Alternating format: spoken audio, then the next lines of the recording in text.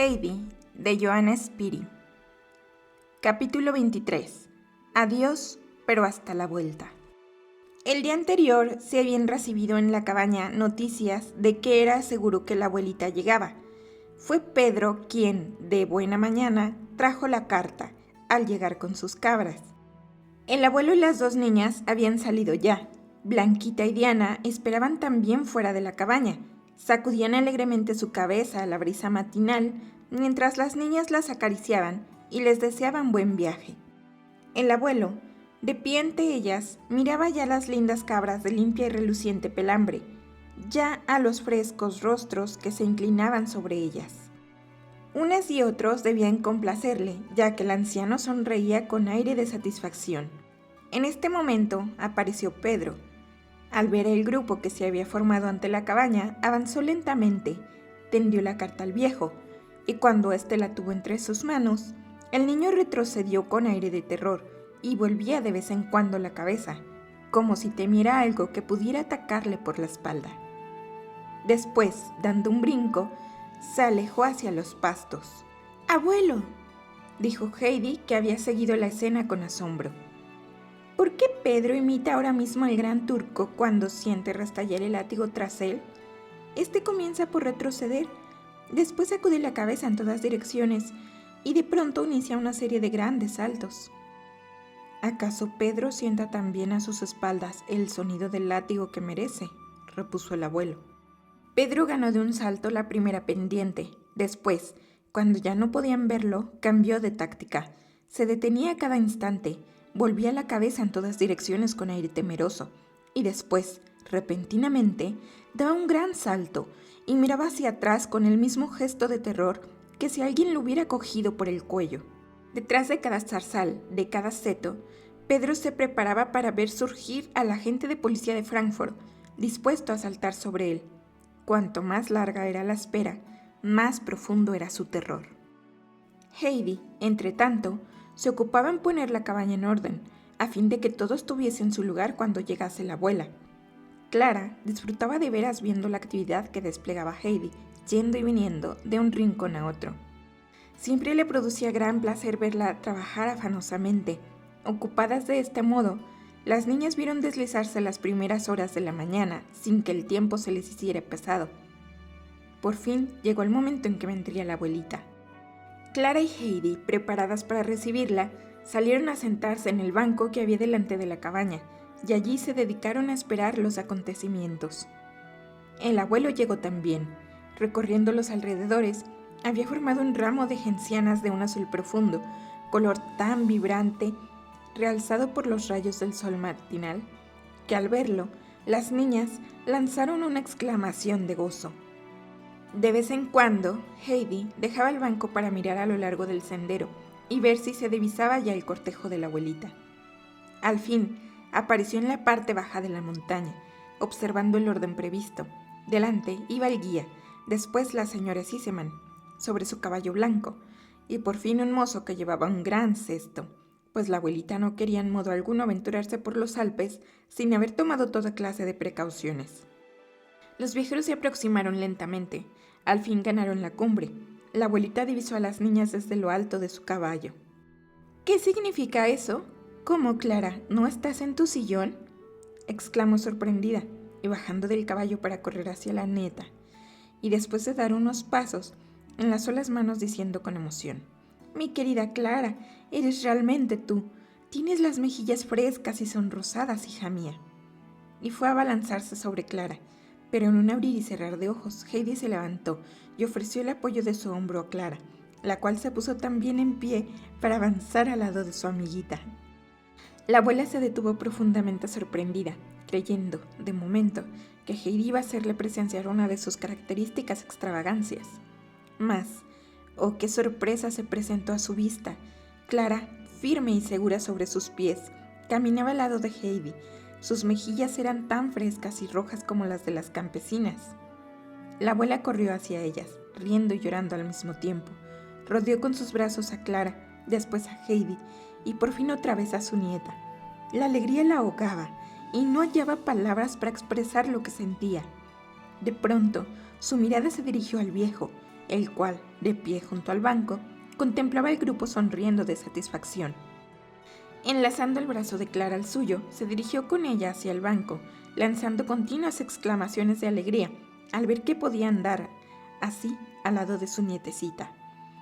Después, desligándose del brazo de Clara, estrechó fuertemente las manos del viejo. «Oh, mi buen amigo, cuánto le debemos a usted, pues esto es obra suya». «Y del bendito sol y del aire de los Alpes», añadió el viejo sonriendo. «Y también de la buena leche de Blanquita», exclamó Clara. «Si vieras cuánto me gusta la leche de cabra y cómo me la bebo». «Ya lo dicen tus mejillas, hija mía», repuso la abuela riendo. «Verdaderamente estás desconocida. Jamás creí que te vería tan bien y tan gruesa. ¿Y cómo has crecido, Clara? Parece mentira. No me canso de mirarte. Voy a telegrafiar enseguida a mi hijo que está en París, diciéndole que venga. Recibirá la alegría más grande de su vida. ¿Cómo podemos enviar el telegrama? Habrá usted despedido ya a los hombres, ¿no?» «Van cada uno por su parte, pero si la señora abuelita tiene prisa, haremos venir el cabrero». La señora Sissemann seguía dispuesta a enviar el telegrama a su hijo. No quería tenerlo un día más privado de la felicidad que le esperaba. El abuelo dio unos pasos y, llevándose los dedos a la boca, produjo un silbido tan agudo que despertó ecos hasta en las rocas más altas.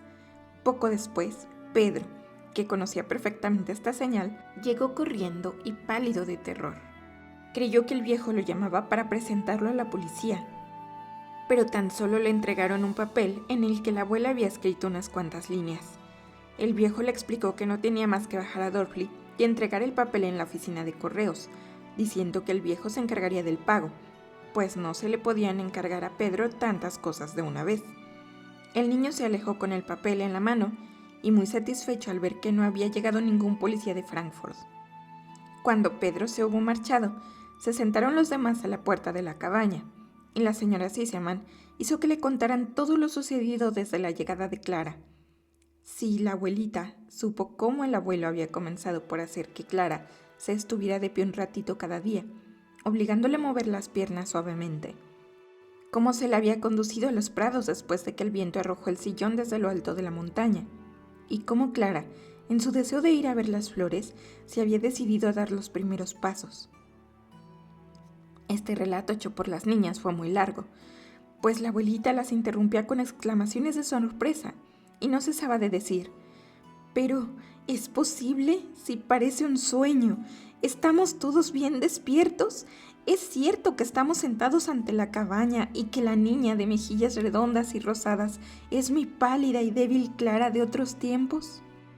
Clara y Heidi estaban satisfechísimas de ver que la sorpresa preparada a la abuelita había surtido el efecto apetecido. El señor Sissemann, por su parte, habiendo terminado sus quehaceres en París, quiso dar una sorpresa a Clara. Una hermosa mañana, sin avisar a su madre, tomó el tren para llegar por la noche a Basilea. Al día siguiente, al amanecer, reanudó el viaje. Se sentía invadido por el inmenso deseo de volver a ver a su hija, de la cual estaba separado todo el verano. Llegó a Ragaz algunas horas después de ausentarse su madre. Se alegró mucho de saber que ésta había salido aquel mismo día, camino de la cabaña. Tomó enseguida un coche que lo condujo a Mainfield. Allí se enteró de que en carro se podía subir a Drfli y se hizo conducir hasta el caserío, considerando que la ascensión en pie era demasiado para sus piernas. El señor Sissemann no se equivocaba. La ascensión le fatigó mucho y el camino le pareció demasiado largo. No se divisaba aún la cabaña de Pedro, la cual, por las descripciones de Heidi, sabía que se hallaba a mitad del camino. Se veían por todas partes pistas de peatones, y en algunos puntos estas huellas se entrecruzaban en todas direcciones. El señor Sissemann comenzaba a preguntarse si no habría equivocado el camino y la cabaña se hallaría al otro lado de la montaña. Miró en torno suyo, por si veía a alguien que pudiera guiarlo. Pero el más profundo silencio reinaba por todas partes y nadie se veía, ni lejos ni cerca. Tan solo a intervalos regulares se oía el rumor del viento que remontaba la montaña, los moscardones que bordeaban el sol y de vez en cuando el alegre piar de un pájaro desde lo alto de un solitario arbusto.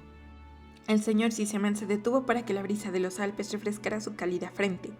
De pronto vio llegar un individuo que descendía corriendo desde la cumbre de la montaña. Era Pedro, con su telegrama. El señor Sissemann apenas lo tuvo al alcance de la voz. Le dijo a gritos que se acercara. Pedro obedeció a la llamada y avanzó hacia él temeroso, vacilante y arrastrando un pie, como si solo tuviera sano el otro. Muchacho, acércate, exclamó el señor Sissemann con voz animosa. Dime, ¿este es el camino que conduce a la cabaña en que vive el viejo de los Alpes con Heidi y a los cuales ahora acompañan unos señores de Frankfurt? Por toda respuesta, Pedro produjo un sonido ahogado, hijo del indescriptible terror que sentía. Después echó a correr y bajó toda la pendiente de la montaña, dando tumbos, exactamente igual que el sillón de Clara, con la diferencia, afortunadamente para él, de que no se rompió en 1000 pedazos. El papel fue el que peor librado salió, terminando por volar de las manos de Pedro. ¡Qué salvajismo el de estos montañeses!, se dijo el señor Sissemann, creyendo que era simplemente la aparición de un extranjero lo que había producido tanto terror al muchacho de los Alpes. Después de seguir un buen rato el descenso accidentado del muchacho, el señor Sissemann reanudó la marcha. A pesar de los esfuerzos, Pedro no lograba hallar un punto de apoyo para recobrar su equilibrio y continuó rodando y dando tumbos. Pero ya no era esto lo más terrible de su situación. Algo mucho peor le llenaba de pánico. No acababa de ver con sus propios ojos al policía de Frankfurt, porque no tenía la menor duda de que el viajero que iba en busca de los hombres de Frankfurt era el terrible personaje que tan amedrentado lo tenía. Cuando ya llegaba al fin de la pendiente, Pedro halló un matorral del cual pudo asirse y permaneció un instante tendido en el suelo para recobrar el aliento. ¡Caramba! ¿Otro?, exclamó una voz cerca de él. ¿A quién le tocará mañana caer desde lo alto del monte, rodando como un saco de patatas que ha recibido un empujón? El que hablaba era el panadero de Dorfli. Había experimentado la necesidad de interrumpir sus ocupaciones para tomar un poco de aire, y fue testigo de la caída de Pedro, la cual, realmente, no dejaba de tener analogía con la del sillón. En un abrir y cerrar de ojos, Pedro se levantó. No hubo motivo de terror. He aquí que el panadero sabía que el señor había recibido un envite.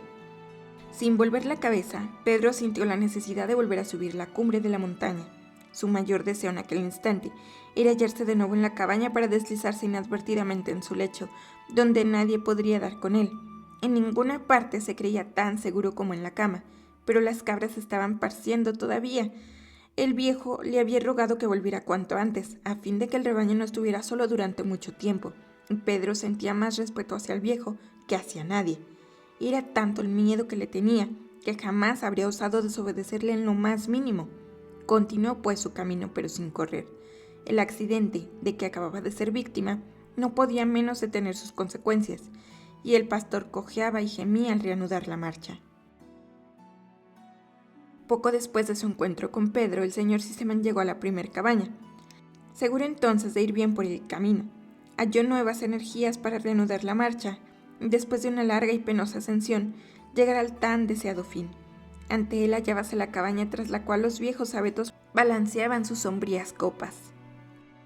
El señor Sissemann recorrió con verdaderos ánimos el trozo final del sendero, gozando de antemano con la sorpresa que recibiría a su hija.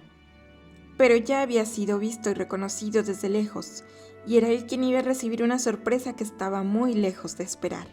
Cuando ganó la cima del monte, vio que 2 personas iban a su encuentro. Una de ellas era una robusta joven de cabellos rubios y tez sonrosada que se apoyaba en los brazos de Heidi, cuyos ojos lanzaban destellos de alegría. El señor Sissemann desconcertado se detuvo y contempló fijamente el grupo que se aproximaba. Después, súbitamente las lágrimas brotaron por sus ojos. ¿Qué recuerdos llenaban su corazón? Así había él conocido en otro tiempo a la madre de Clara, la rubia joven de frescas y sonrosadas mejillas. El señor Sissemann no sabía si soñaba o estaba despierto. «Papá, ¿no me conoces?», exclamó Clara resplandeciente de alegría. «¿Tan cambiada estoy?». El señor Sissemann se abalanzó hacia su hija y la estrechó entre sus brazos. «Sí, estás muy cambiada, pero ¿es cierto lo que veo? ¿Puede ser real?».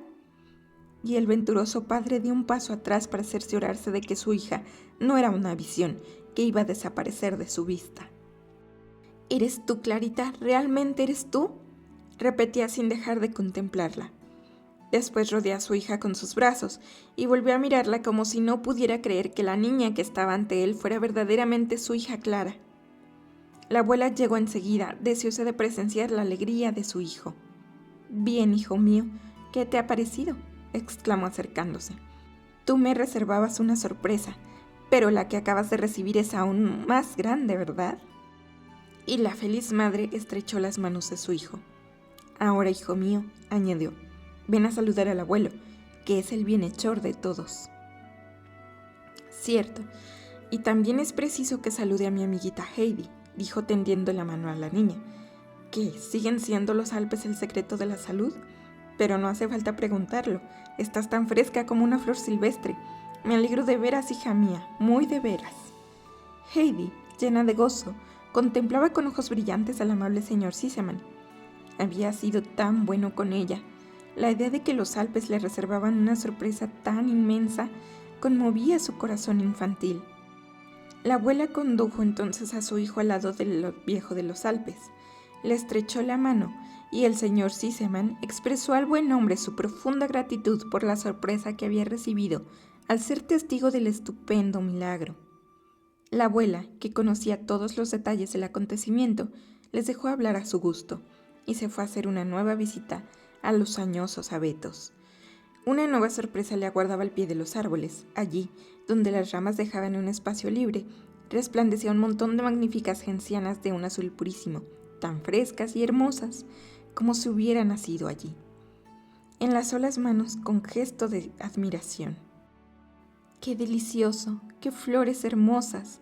Heidi, hija mía, ven aquí. ¿Eres tú la que me has preparado esta agradable sorpresa? Es verdaderamente asombroso». Las dos niñas acudieron. «No, no he sido yo», dijo Heidi, «pero sé quién lo ha hecho. Con estas flores, este rincón se parece a uno de los prados de allá arriba, aunque aquello es más bello aún», dijo Clara. «¿Sabes quién ha subido allá esta madrugada para traer estas flores?». Y Clara sonría tan alegremente que la abuela se preguntó si no había sido su misma nieta quien subiera por las flores, pero esto era imposible. En aquel momento llegó un rumor de entre los abetos. Era Pedro, que volvía a su desdichado viaje, habiendo reconocido desde lejos a la persona con la que el viejo de los Alpes hablaba delante de la cabaña. Dio un gran rodeo y se deslizó entre los abetos con la esperanza de pasar inadvertido. Pero la abuela lo vio y su presencia le surgió una nueva idea. No sería Pedro el que había traído las flores y ahora procuraba ocultarse, llevado de su timidez y su modestia. En tal caso merecía una pequeña recompensa y no podía dejarlo escapar. «Ven aquí, muchacho, acércate, no temas», le gritó la señora Sissemann, introduciendo la cabeza entre los abetos. Pedro se detuvo, petrificado por el terror. Después de lo sucedido no tenía fuerzas para resistirse. Esta era su sola idea. «Ya se ha descubierto todo». Pálido y con los cabellos de punta, salió lentamente de detrás de los pinos. «Vamos, ven», le dijo la abuela para animarlo. «Y ahora, hijo mío, dime, ¿eres tú quien ha hecho esto?». Pedro levantó los ojos y no pudo ver lo que la señora Sissemann le señalaba con el dedo. Acababa de ver al viejo frente a la cabaña. Sus ojos grises estaban fijos en él con un vigor penetrante. Y al lado del viejo estaba el principal objeto de su terror, el agente de policía de Frankfurt. Temblando de pies a cabeza moduló un sí ahogado. «¿Pero a qué viene ese miedo?», dijo la abuela. Es que cada pieza anda por su lado y no se pueden juntar», articuló el pastorcillo penosamente, mientras sus piernas temblaban tan intensamente que apenas podía sostenerse. La abuela avanzó hacia la esquina de la cabaña. «Mi querido abuelito, ¿es que este muchacho está mal de la cabeza?», preguntó llena de compasión. «Nada de eso», repuso el viejo. «Lo que pasa es que nadie más que él ha sido la ráfaga de aire que ha hecho trizas el sillón de ruedas, y teme recibir el castigo que merece». La señora Sissemann se resistía a creerlo. No juzgaba que Pedro tuviera cara de malo, y no comprendía qué razón podía haber tenido para destruir el sillón que tan indispensable era a Clara. Pero las palabras inarticuladas del muchacho habían sido para el viejo una confirmación de cierta sospecha que tuviera raíz del accidente. Las miradas iracundas que había dirigido a Clara y otras pruebas de su animosidad hacia la recién llegada no habían pasado inadvertidas por el viejo. Haciendo deducciones, había llegado a la conclusión que acababa de expresar a la abuela y que después ilustró con toda serie de detalles. La señora Sissemann tomó entonces la palabra con vivacidad. No, querido abuelo, no debemos castigar al muchacho. Es preciso obrar con justicia. Unos forasteros se presentan un día en los Alpes y le privan durante unas semanas enteras de Heidi su dulce bien. Se queda solo durante días y días. No seamos injustos. La cólera se ha apoderado de él y lo ha conducido a una venganza disparatada. ¿Pero acaso la cólera no nos priva a todos de la razón? Dicho esto, la abuela volvió al lado de Pedro, que continuaba inmóvil y petrificado por el terror. Vamos, muchacho, ven aquí. Tengo que decirte una cosa. Cesa de temblar, no tengas miedo. Óyeme, es necesario. Fuiste tú el que precipitaste el sillón desde lo alto de la montaña. Esto es una mala acción. Bien lo sabes, así como tampoco ignoras que mereces ser castigado. Has tenido que hacer lo imposible a fin de que nadie se enterara de tu acción. Pero suponer que una mala acción puede permanecer oculta es un error. Dios lo ve y lo sabe todo. Cuando se da cuenta de que alguien quiere ocultar su mala acción, hace que en su corazón despierte el centinela que él ha colocado allí, y que permanece dormido hasta que se hace el mal. El pequeño centinela tiene en la mano una aguja y pincha sin cesar en el corazón del que no ha obrado bien, no dándole un instante de reposo. Su voz lo tortura también diciéndole constantemente: van a descubrirte y te castigarán, y el malo, debatiéndose entre el temor y la angustia, no puede vivir en paz. ¿No es esto lo que te ha sucedido a ti, Pedro? Pedro, conmovido por tales palabras, movió la cabeza afirmativamente. Y también han sufrido otro error tus cálculos, continuó la abuela. ¿Has visto cómo el mal que querías hacer a cierta persona se ha convertido en bien? Precisamente porque Clara no tenía el sillón y quería ver las flores, hizo esfuerzos para andar y casi lo consiguió. Y ahora mejora de día en día. Y si sigue viviendo aquí, terminará por subir a los prados con bastante más frecuencia que lo que podría haber hecho en su sillón. ¿Ves cómo te has equivocado, Pedro? He aquí cómo Dios nuestro Señor puede valerse de las malas acciones de una persona para hacer bien a otra. Y así, para el malo, todos son penas. ¿Has comprendido, Pedro? Bien, pues tenlo desde ahora bien presente. Cada vez que sientas la tentación de hacer algo, piensa en el pequeño centinela que llevas dentro del corazón con su aguja afilada y su voz terrible. ¿Te acordarás siempre? Sí, repuso Pedro, siempre abatido, pues no sabía cómo terminaría todo aquello. El agente de policía estaría aún hablando con el viejo. En fin, hemos terminado, concluyó la abuela. Pero quiero que tengas un grato recuerdo de la gente de Frankfurt. Dime, muchacha, ¿no has deseado nunca nada? ¿Qué es lo que más deseas? A ver. Pedro levantó la cabeza y fijó en la abuelita la mirada estupefacta de sus ojos desmesuradamente abiertos. Hasta entonces había esperado que le sobreviniera algo terrible. Pero he aquí que, en vez de esto, iba a recibir la cosa que le inspiraba un más vivo deseo. Sus pensamientos se emborronaban en su mente. Sí, hablo en serio, repitió la señora Sissemann. Tendrás lo que quieras, lo que prefieras, en recuerdo de las gentes de Frankfurt y en prueba de que éstas quieren olvidar lo que has hecho. ¿Comprendes ahora, hijo mío? Efectivamente, este pensamiento fue poco a poco aclarándose en la mente de Pedro. Comenzó a darse cuenta de que no iba a temer castigo ninguno, y de que aquella buena señora que estaba sentada ante él lo había librado de las manos del agente de policía. Experimentó un alivio tan grande como si le hubieran quitado de encima el peso de una montaña, y como acababa de tener conocimiento de que es preferible confesar enseguida cualquier cosa mala, dijo de pronto: también he perdido el papel. La abuela reflexionó un instante, después dijo bondadosamente: muy bien, has hecho perfectamente en decirlo. Es preciso confesar en el acto cualquier falta que se cometa. En fin, ¿qué deseas? Pedro podía pedir cualquier cosa con la seguridad de que la obtendría. Por sus ojos pasaron todas aquellas lindas cosas de la feria de Mainfeld que estuvo contemplando durante 3 horas y que le habían parecido muy lejos de su alcance, pues la fortuna de Pedro Jamás pasó de una moneda de 5 céntimos, y los objetos tan ávidamente contemplados costaban por lo regular el doble. Había allí lindos látigos rojos que le serían muy útiles para las cabras. También vio unos cuchillos de hoja curva con la ayuda de las cuales se podrían hacer muchas cosas con las varas de avellano. Pedro se sumió en una profunda meditación, pensando que sería preferible, si el látigo o el cuchillo. Pedro no sabría por qué decidirse. Al fin tuvo una idea luminosa que le permitiría reflexionar hasta la próxima feria.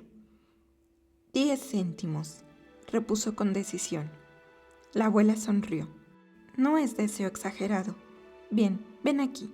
Sacó su bolsillo y de él una moneda de plata, a la que aún añadió 2 piezas de 10 céntimos. Ahora hagamos un cálculo, continuó. Oye lo que voy a explicarte. Este dinero vale por tantas veces 10 céntimos como semanas tiene el año. Así pues, cada domingo podrás gastar 10 céntimos. ¿Durante toda la vida?, preguntó Pedro ingenuamente.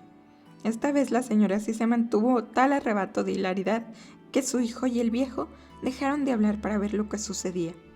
Veo que me has entendido. Te dedicaré una cláusula en mi testamento. Ya recibirás la noticia. A Pedro, el cabrero, 10 céntimos semanales mientras viva. El señor Ciseman, sonriendo, dio su conformidad. En cuanto a Pedro, dirigió una mirada a la abuela para asegurarse de que era verdad lo que se le ofrecía, y después exclamó: «Gracias», y echó a correr esta vez sin perder el equilibrio. No era el terror el que ahora lo empujaba, sino una felicidad que no había sentido en toda la vida. Habían concluido sus sufrimientos.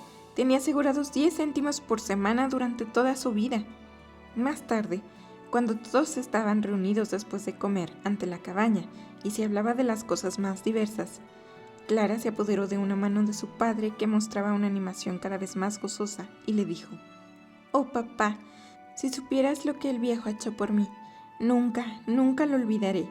Estoy pensando cómo podríamos pagar al abuelo siquiera la mitad de lo que ha hecho por mí». «Lo mismo pensaba yo, hija mía», repuso el padre. «Ya he pensado lo que podríamos hacer para expresarle nuestra gratitud». El señor Ciseman se levantó y avanzó hacia el viejo que estaba sentado al lado de la abuela y hablaba con ella. El señor Ciseman le estrechó la mano y le dijo afectuosamente: «Querido amigo, escúcheme. Tengo que hablar con usted 2 palabras. Usted me comprenderá cuando le diga que desde hace muchos años no había recibido una verdadera alegría. ¿Qué podrían significar para mí bienes y dinero, viendo a mi hija cuya salud y felicidad no podían lograr todas las riquezas del mundo? Con ayuda de Dios, usted es quien ha devuelto a mi hija la alegría y la salud. Dígame, pues, ¿cómo puedo testimoniar mi gratitud? Pagarle lo que ha hecho por nosotros es imposible, pero todo cuanto tengo está a su disposición. Hable, amigo mío, ¿qué puedo hacer?». El viejo había escuchado sin pronunciar palabra al feliz padre, con una sonrisa de satisfacción. «Puede estar seguro, señor Ciseman, de que yo participo de la alegría de la cura de su hija, y ello me recompensa sobradamente de las molestias que me he tomado», dijo el viejo con su firmeza habitual. «Mucho agradezco al señor Ciseman sus ofrecimientos, pero no quiero nada. Mientras viva, tendré lo suficiente para la niña y para mí. Solo tengo un deseo, conseguido el cual mi felicidad sería completa». «Hable, hable, querido amigo», dijo el señor Ciseman con tono apremiante. «Soy viejo», continuó el abuelo, «y ya no viviré mucho tiempo. Pero cuando muera, no podré dejar nada a Heidi. La muchacha no tiene a nadie en el mundo. Si el señor Ciseman me promete que ya no necesitará ir a buscar el pan a casa de personas extrañas, me pagaría sobradamente lo que yo haya podido hacer por su hija». «Eso no hacía falta que usted lo dijera, querido amigo», exclamó el señor Ciseman. «La niña es como nuestra. Pregunte a mi madre y a mi hija. Mientras ellas vivan no faltará nada a Heidi. Sin embargo, si esto puede tranquilizarle, amigo mío, he aquí mi mano. Le doy palabra de que haré lo que desea.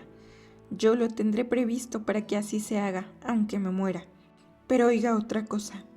Es indudable que esta niña no puede vivir lejos de su casa.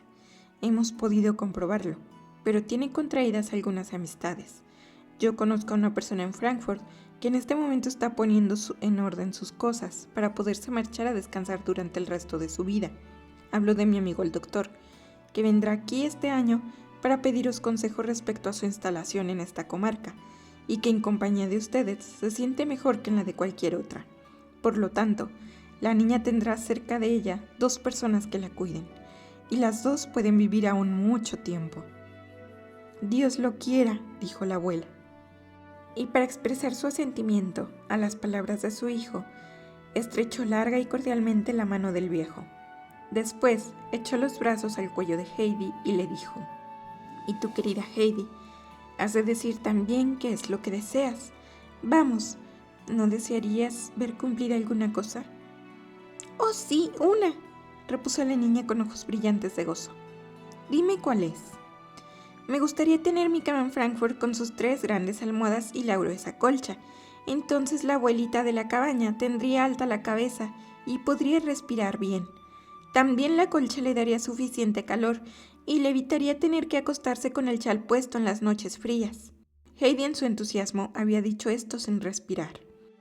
«Oh, hija de mi alma», exclamó la abuela emocionada. «Haces bien en recordarme a la pobre anciana. La alegría le hace a uno olvidarse de las cosas que siempre deberían tenerse presentes. Sin embargo, cuando Dios nos proporciona alguno de estos grandes placeres, deberíamos pensar ante todo en los que pasan tantas privaciones. Vamos a telegrafiar enseguida a Frankfurt. Hoy mismo la señorita Rottenmeier mandará embalar el lecho y en 2 días puede estar aquí. Así la abuelita dormirá bien, si Dios quiere». Heidi, henchida de gozo, comenzó a dar saltos en torno de la abuela de Clara, mas de pronto se detuvo para decir: «Es necesario que vaya enseguida a ver a la abuelita. Se enojará si estoy tanto tiempo sin visitarla». Heidi no podía retrasar el momento de llevar la feliz noticia y recordó los temores que la anciana mostró durante la última visita que le hizo. «No, no, Heidi, ¿en qué estás pensando?», dijo el abuelo. «Cuando hay una visita, uno no puede dejarla así como así». Pero la señora se puso de parte de Heidi.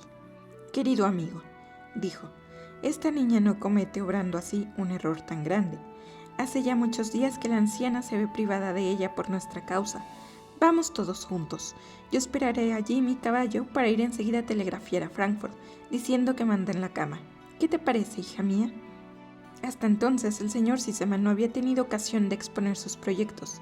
Por lo tanto, rogó a su madre que se sentara un poco y esperase para realizar sus planes, a que hubiera expresado sus propias intenciones. Ante todo, habíase propuesto dar con su madre una pequeña vuelta por Suiza para reunirse después con Clara y realizar junto a ella el más encantador de los viajes. Mas para eso era preciso aprovechar los hermosos días de las postrimerías del verano. Tenía pensado pasar la noche en Dorfli para volver al día siguiente a la montaña en busca de Clara e ir después a Ragaz para reunirse con su abuela. Inmediatamente emprenderían el proyectado viaje. Clara se impresionó ante el anuncio de una partida tan súbita, pero también tenía muchos placeres en perspectiva, y por otra parte no había de dejarse dominar por la tristeza. La abuela se había puesto ya en pie y tomado a Heidi de la mano para iniciar la marcha. De pronto se volvió. «¿Qué vamos a hacer, Clara?», exclamó con inquietud, comprobando que el descenso sería demasiado largo para ella. Pero el viejo había ya cogido en brazos como acostumbraba hacer a la enfermita, y seguía a la abuela, la cual al verlos hacía gestos de aprobación. Tras ellos iba el señor Sissemann. Heidi no cesaba de dar brincos y más brincos en torno de la abuela, mientras ésta le hacía toda clase de preguntas sobre la otra abuelita, para enterarse de cómo vivía y de cómo iban las cosas en su casa, sobre todo en invierno, cuando tanto frío hacía en la montaña. Heidi respondió minuciosamente a todas las preguntas. Explicó a la abuela que la otra abuela temblaba de frío en su rincón, donde permanecía encogida.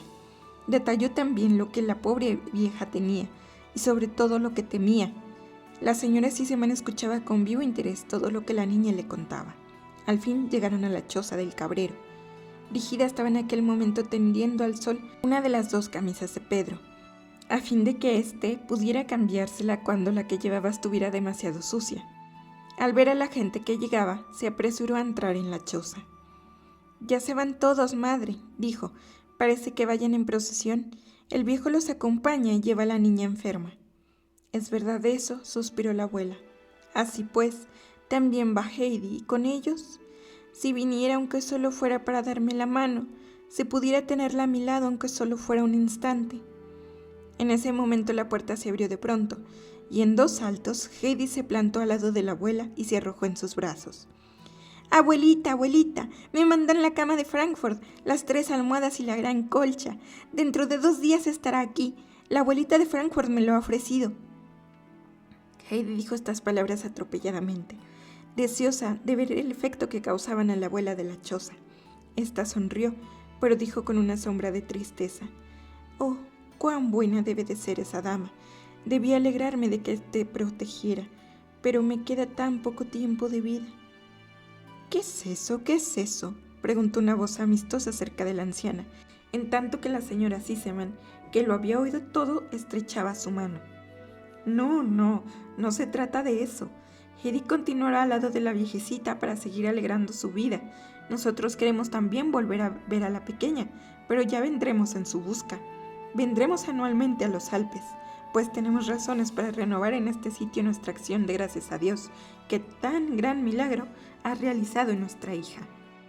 Entonces, una magnífica luz se expandió por el rostro de la anciana, que expresó su gratitud, estrechando varias veces en silencio las manos de la señora Sissemann, mientras gruesas lágrimas de felicidad resbalaban por sus rugosas mejillas. Heidi había advertido el cambio de expresión que experimentó el rostro de la abuela de la choza, y su gozo fue entonces completo. «¿Ves, abuelita, cómo todo ocurre de acuerdo con lo que te leí la última vez? ¿Verdad que la cama de Frankfurt te gustará mucho?» «Sí, hijita.